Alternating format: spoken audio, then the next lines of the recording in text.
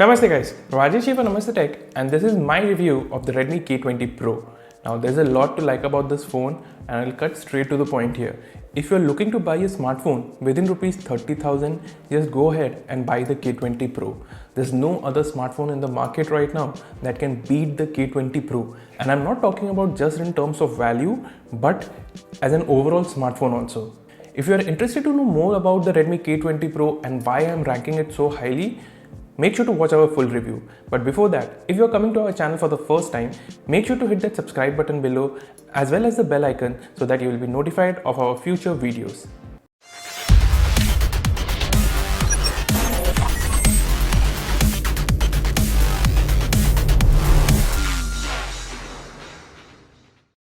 So first, let's talk about build quality.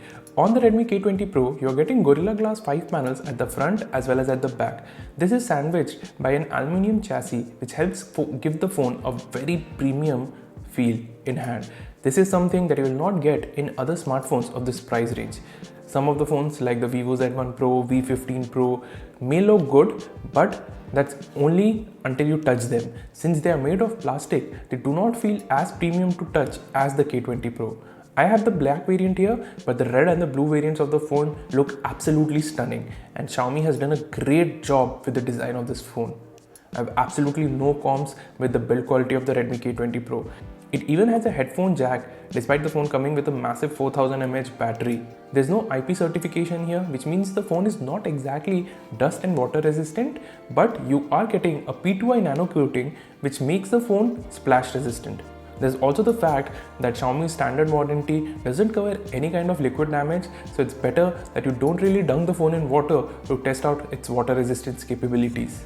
Moving on, let's talk about the display. So on the Redmi K20 Pro, you're getting a 6.39-inch FHD Plus Super AMOLED panel, and it's a great panel. Sure, it's not as good as the one you'll get on the Galaxy S10 series or even the OnePlus 7 Pro, but overall, this is a great display.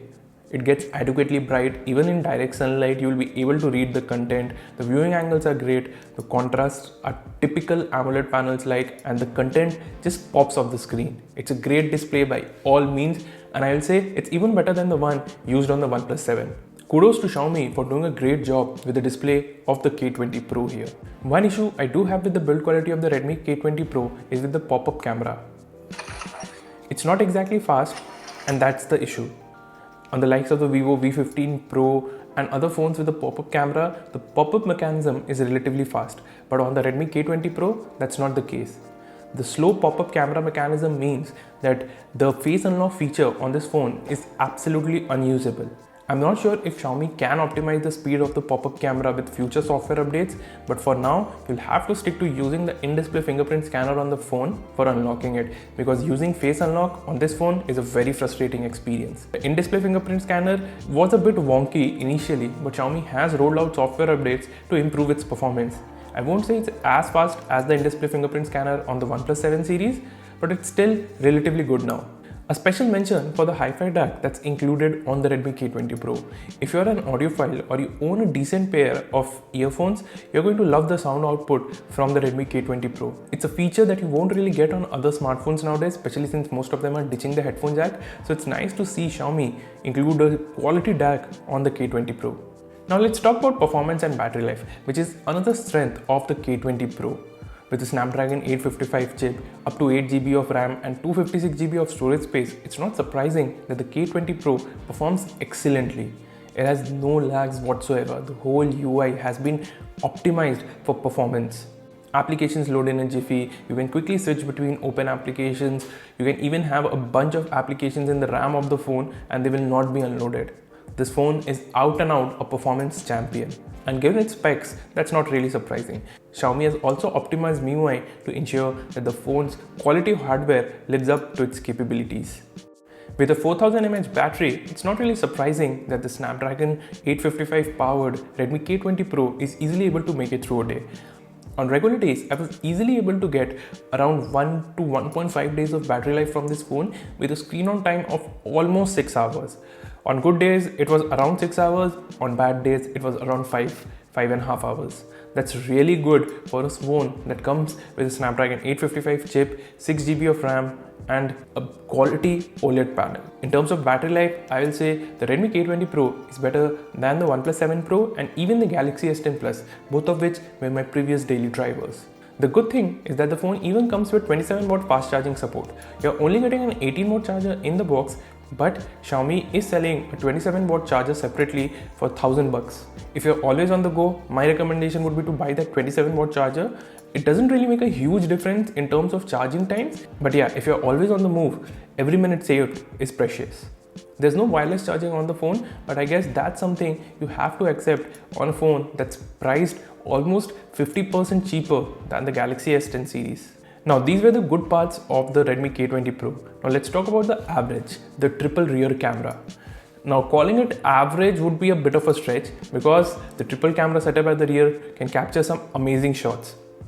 The triple camera system includes a primary 48 megapixel Sony IMX586 sensor with an f1.7 aperture, an 8 megapixel telephoto sensor, and a 13 megapixel 124 degrees wide ultra wide angle shooter.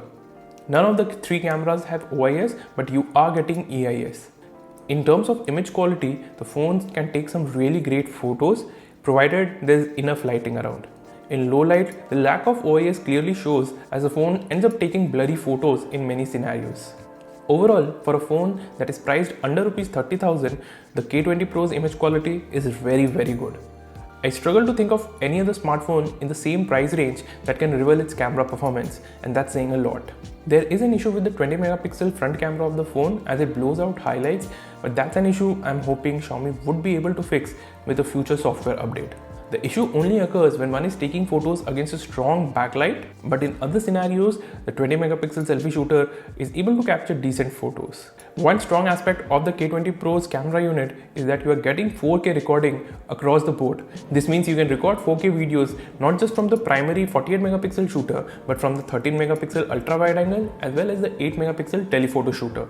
Moving on to another average part of the Redmi K20 Pro, the software experience. So on the K20 Pro, like other Xiaomi devices, you're getting MIUI 10 that is based on Android 9.2 Pie. The plus side here is that you're getting a very clean MIUI experience compared to the likes of the Redmi Note 7 Pro or the Redmi 7. There are no system UI ads, but you're still getting spam notifications from some of the pre-installed system apps. And that's a bit of a bummer. Yes, other companies also do the same, but the problem here is that the frequency of spam notifications from Xiaomi is a bit on the higher side. Removing the spam notification part, the MIUI 10 experience on the Redmi K20 Pro is amazing. Xiaomi has added some new features to MIUI 10 on the K20 series. This includes the dark mode, which looks absolutely stunning on the K20 Pro's AMOLED display.